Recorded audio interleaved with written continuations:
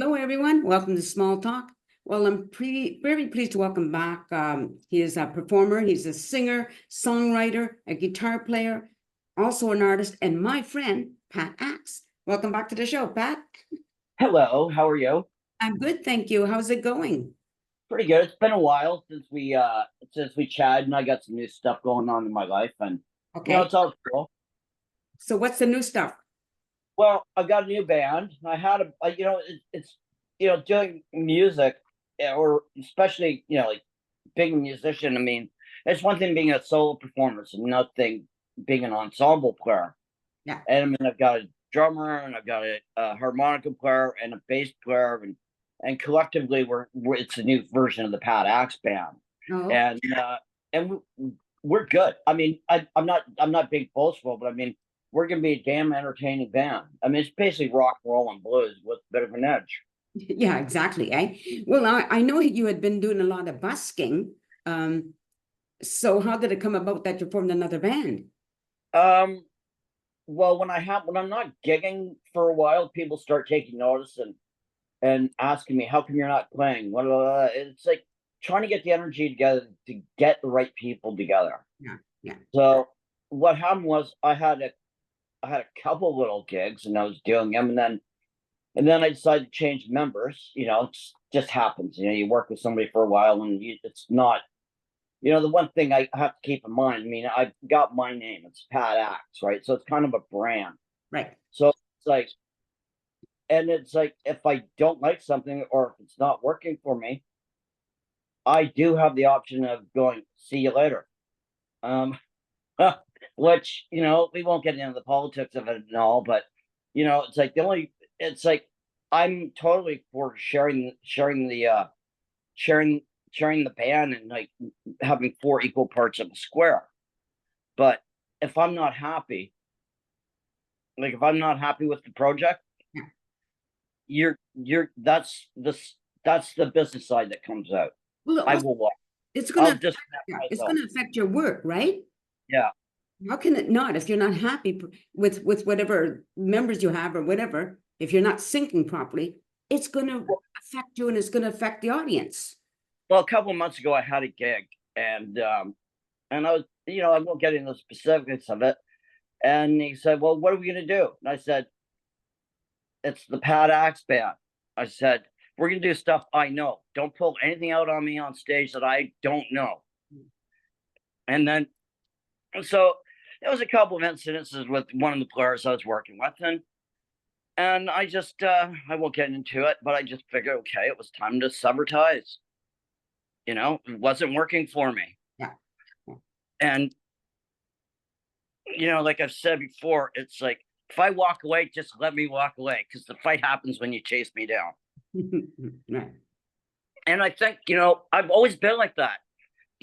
Certain parts, artists are a strange breed, because if something happens and it's too easy, we think there's something wrong with it. So I like a bit of a challenge, but I also I don't need, I mean, I'm very aware of who I am, I'm very aware of what I bring to the table. So it's like, I like being with my friends, because they're the first ones to go, "Pat, that's not you." Yeah. So it's like last night, I went out and busked yesterday, Okay. and it was a good day.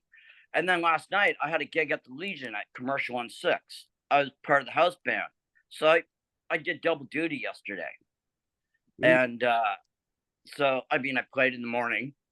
I was home, and I went and busked last night, and you know, part Yeah. of the house band at the Legion last night. And the band's got a great name.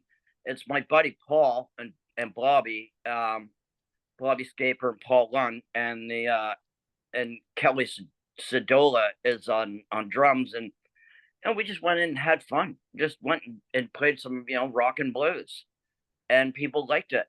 So that's what it's all about. Mm. You do your homework at the you do your homework at the rehearsals and in your basement, but you don't you get on stage, and you're there to sell booze and get people on the dance floor.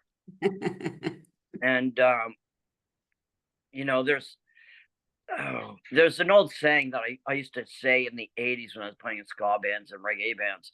and this is when it was like all, like people are trying to be artsy and stuff. And I won't say what I actually said, but what I used to say was, "Screw art, let's dance." Right? So, because I mean, people can watch art on TV or put on their favorite record at home, right? But Yeah. there's a certain element of dance hall that you have to bring to the stage, and people will in club there's two reactions. They either like it or they don't like it, Mm. and the easiest way to tell if they like it is they'll be up dancing or they'll howl, and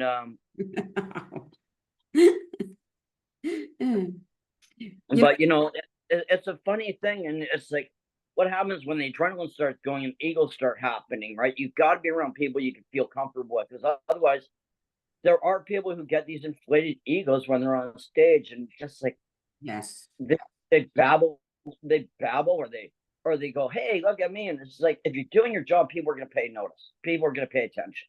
Yeah, I agree. I've seen, and I hear what you're saying. I've seen at least one performer who thought he was the main, but he never looked Yeah, at the audience. He always had his eyes closed. And I'm thinking, hello, we're here, Who are you playing to, yourself or us, right? yeah, exactly. It was pretty And I even scary. and I try to do that when I write songs too. Right. Sometimes, um, sometimes when I'm like, it's funny when I'm really annoyed sometimes and or pissed off or depressed. My writing comes out like I try to counter it. So instead of like coming out like in full fury, right? I'll come out. It's kind of mellow, retrospective. Ah, But when I'm more happy, it's more upbeat, more rocking. well, that makes sense. Yeah, for sure. It's interesting because I'm sure I interview quite a few musicians, some bands and some, solo performers, whatever. One of my friends who has a band, he's the only one they play originals, and he's the only one who writes the songs. With Yeah.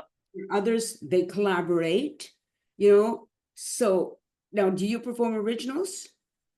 Yeah, in the new project, we're probably going to be performing maybe 5 or 6 of my originals. So they're your songs, correct? Yeah, and I've been, it's funny over the years. I mean, years. I think I told you this before. Years and years ago, I started playing music with my friend who I grew up with. Mm. So, and he was a drummer, and I play guitar. So we get together and go, "What do you got? Give me a Latin beat. Give me a reggae beat, or this, that, and the other." So I make stuff up on the spot. Right. So all these elements that I made up as a teenager and in my early 20s turned into some of the songs I've written. So it's like, and it's basically it was people would always like, I'm a guitar player, and it was like I'd be in a room, there'd be half a dozen of us, and people go, "What do you got?" It's like everybody looked to me to come up with something. So that just forced me to start writing. It's basically, because as a guitar player, you learn bits and pieces. I mean, as a musician, but I can only relate to being a guitar player. So I mean, you sit down, and you go, "Okay, I'm going to learn this Neil Young song, right?" So the first 5 to 7 years of playing, it's like, "Oh, well, I'll learn this Beatles song. I'll learn this Stone song. Learn this Neil Young song." So you learn all these elements of what makes a good song, and then all of a sudden, you see something on TV, or you think of something, or you're with friends, and something triggers something, and you go, "Oh!" So all of a sudden, it became I was always the go-to person in the room. People would go, "What do we got?" And all of a sudden, 5 people were looking at me and go, "Well, come up with something. It's your job." So That's I definitely I a realized I had a knack for writing, yeah, my early 20s. that's definitely a talent. Changing the topic, if you don't mind. What about your art? Are you still doing your artwork? Yeah, I am, but I have to be I don't know. It's kind of like writers that go through writer's block. Right. I go through, I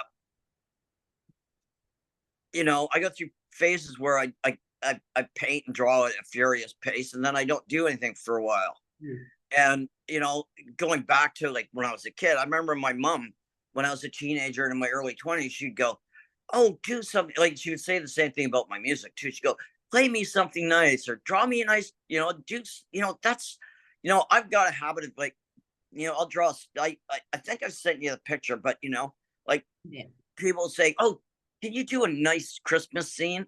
So I'll come up with a bunch of stuff, and then I'll, you know, the demon child comes out of me sometimes, and I did one where it's like a snowman, and there's a dog pissing on it, and the snowman's going, "Hey," that's what I do. I mean, Yeah. my big influences were, and I've always been a Warhol fan, so, and I grew up with cartoons. I was a kid in the '60s, so we had all those great cartoons and stuff. So I always wanted to be a cartoonist as a kid. So there's an element of fun that comes out when I'm, Also, and if I can't make it fun, I'm not, I can do a lot of stuff, but yeah, so can a lot of other people. And it's just like I don't want to, I don't want to do a painting that looks like another ad for cigarettes or a yeah. cottage, right? It's and most of my stuff that I really like is that I've done is a bit sick. I'm not touching that one, but also you incorporate your music into your artwork, right? Well, yeah, I'm going to at some point in time get an LED projector and throw some of the images I do up on the walls and whatever. But it's like right now I'm in the early stages of the new band. We have like I think there's like 10 gigs coming up. Oh my goodness, Um, that's awesome. yeah, so I mean, I was playing I joined a reggae band, but it didn't work out. That's the way. And so, but what happened was I was offered gigs in June and July, and I turned them down. So it's like I could probably had like 20 gigs by now, but things happen. Yeah. Gives my band a chance to rehearse and Sure. yeah, it's Well, this is going to air on the 10th. Okay, so oh, next, fabulous. yeah, so next Wednesday. So what do you have coming up after that? Well, the next gigs I got Friday, July the 19th. I'm at the West Beach, which is in White Rock. It's Okay. actually a fabulous place, and that's an early show because they have neighbors, and it's like right on the beach there, and it's 7 till 10, and the band is Johnny Mack on drums. He's fabulous. He's gonna be playing with Colin James and Bert Cummings. Oh, So nice. Ooh, Ronnie and I have known each other for a couple years, and we click.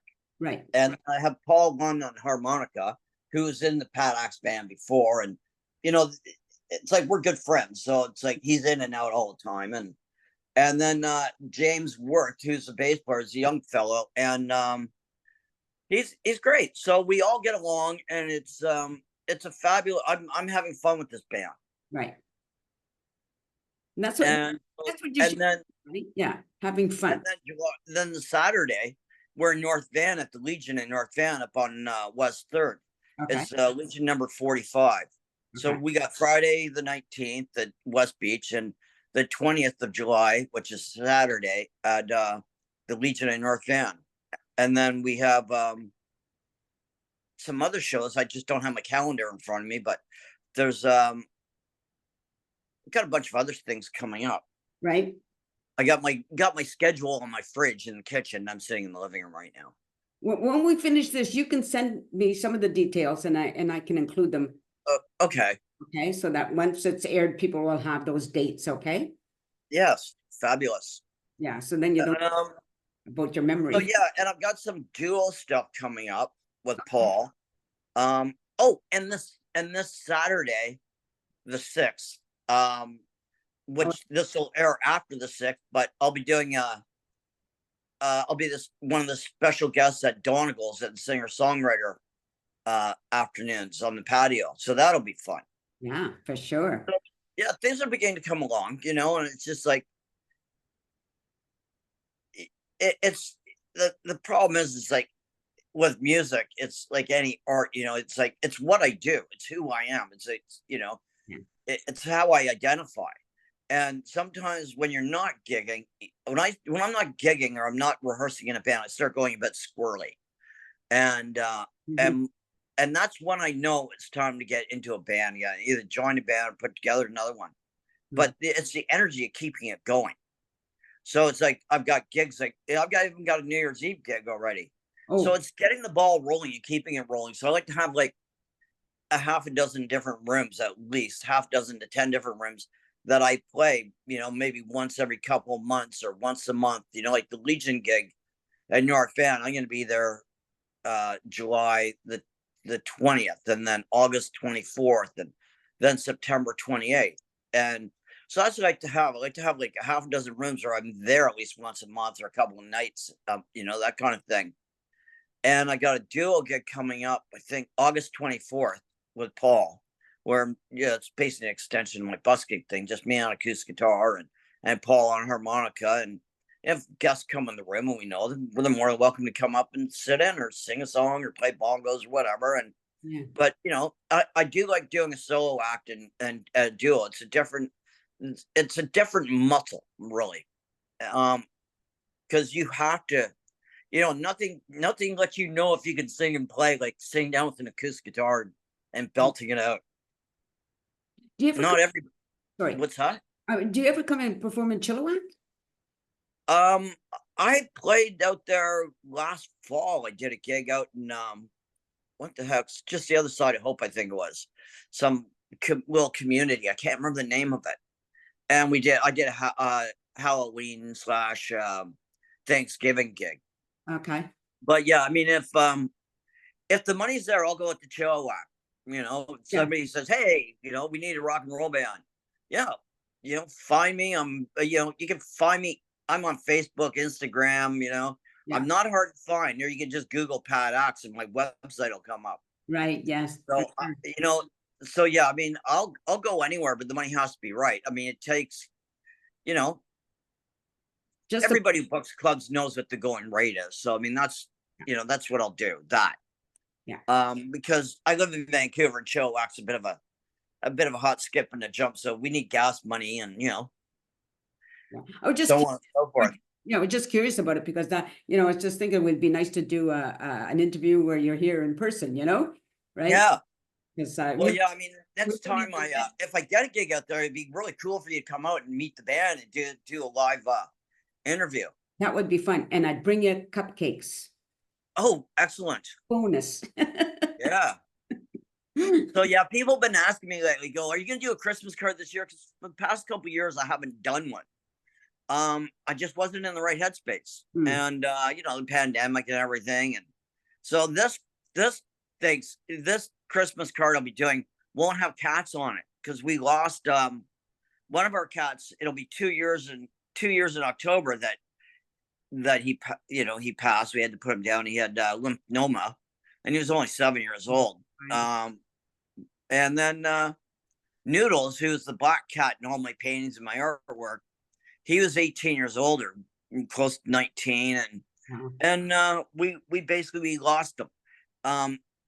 He basically he went to the other side in February. So, I'm not ready for another cat, but because I still miss him. I want a cat, but I'm not ready for one yet. Yeah. So this Christmas card won't have kitties on it.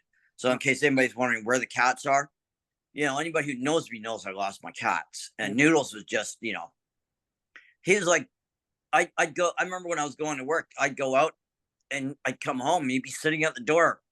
He'd be sitting at the door waiting for me when I'd come home from work. Like, he was a smart cat. Yeah. And I've never had a pet I've been that attached to. I mean, I've had pets since I was 10 years old, 10 years old. So we had a couple of different dogs growing up and cats, but Well, when you get a special animal, yeah, there's something different, something totally, the relationship you have with them is so different from anything else, right? Yeah, just connect, and it's so yeah, we lost, he's been gone since he's been dead, whatever term you want to use. I mean, death, it's pretty fun when you say, the cat's dead. And we had a great time with him. He was great, but I miss him and I'm not ready to just get another pet yet. Plus it gives us the freedom, if I want to take off for a weekend, I can. I don't need to have somebody come and take care of it. So I'm thinking, maybe February or March, I'll think about getting another one. And what else? Oh yeah, my wife and I are going to take a cruise. We're going to go on the Alaskan cruise from, in September. So that should be nice. I hear it is. Oh yeah. It's like I'll be 69 in September, and it's just like I'm busking, I'm playing, like I'm playing like 4 or 5 days a week, and I've got gigs coming up, but I also have to live my life, and it's really hard to split your brain sometimes. It's like I was just discussing with somebody online that, you know, you go out on the road for a couple weeks as a musician, you come home, you don't function like everybody else. You really don't. It's like the adrenaline gets going. After 2 weeks of playing solid, you come home, you it's really hard to wind down and adjust. Yeah. And that's a common that's very common if you're playing like 6 nights a week, and they wonder why musicians become drug addicts and drunks. Well, when you at the end of the night, when your adrenaline is just going, a million miles an hour, and your brain's racing, it's really, really difficult sometimes just to wind down. For sure. And that's a real art. And spouses and children, they have a hard time dealing with it. So it's after you've been playing professionally for numerous years, it doesn't get easier to wind down. You're still a lunatic. You come home from a gig, it's 1 o'clock. You turn the TV on when you get in the house, and all of a sudden you wake up on the couch, it's 4 o'clock in the morning, you go to bed, and you wake up at 8 o'clock and you wonder why you're still tired. It's like you've only slept for 4 hours and then you're up, and it's just like trying to, then it's so a lot of times after I've like yesterday I played, I bust, and then I played last night. So I decided I'm taking the day off today, because if I went out to busk for like 5 hours or whatever, it's keeping that fuel going. Sometimes you just need to come back down and be the husband, be the grandfather, whatever. And that's very important. Very, very important to have normalcy in your life. Because if you don't, you start trying to live the method, or live up to the image that people have of you. Right. Yeah. That's never good. Right. Well, I think we're going to end it on that note, right? So Okay. rather than send me all the list of, I'm going to have you send me your website information, and I'll put that in, and people can go to the website to get all of the information, when your performances are and where they're going to be. Okay. Does that sound good? Fabulous. Okay. Thank you, Pat. Thank you to the audience. Thank you very much for tuning into the show. I hope you continue to do so. Take care, everybody, and peace out. Peace. Thank you. That was great, Pat. As always, thank you so much. Okay. Well, what I'll send you I'll send you all the links that I have. I'll send you my calendar when I get off here. I'll just send it to your Facebook Messenger thing. Okay, that's perfect place. Okay, thanks, Pat. And then I'll send you a link to my website and YouTube and all that. Okay.